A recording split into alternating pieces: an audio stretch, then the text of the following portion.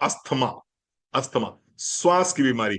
अभी ये गर्मी चल रही है, गर्मी के बाद बरसात और उसके बाद में जाड़ा शुरू हो जाएगा। जैसे ही शरद ऋतु आती है वैसे ही हमारे बीच में अस्थमेटिक पेशेंट्स बढ़ने लगते हैं। अस्थमा के केसेस जो हैं बहुत तेजी से हमारी क्लिनिक्स में आने लगते हैं।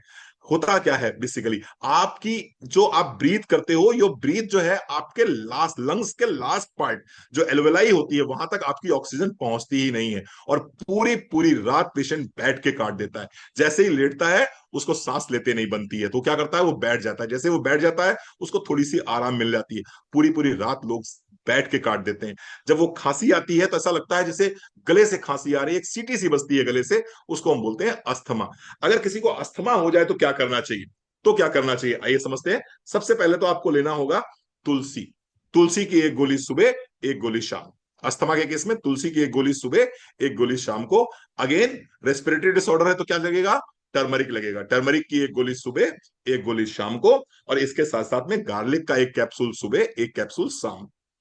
अगर कोई व्यक्ति अच्छे से अफोर्ड कर सकता है तो उसके लिए बहुत ही शानदार प्रोडक्ट मैं बताना चाहूंगा आपको, और वो प्रोडक्ट है कार्डियोसेप्स।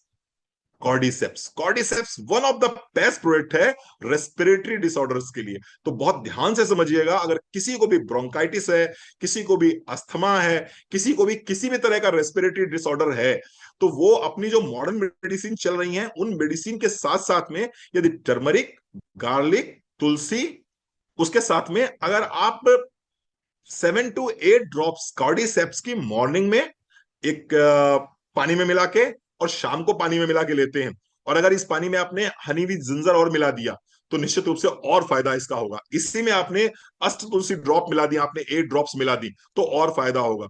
ये आप देते हैं तो आप देखेंगे अस्थमा में बहुत अच्छे रिजल्ट्स आपको मिलेंगे। मैं एक बार फिर से रिपीट कर देता हूं। तुलसी एक गोली सुबह, एक गोली शाम को। टर्मरिक एक सुबह, एक शाम को। गार्लिक एक सुबह, एक शाम को। Asht Tulsi drop, honey with ginger, 1 glass गुनगुने पानी में आपने मिला देनी है।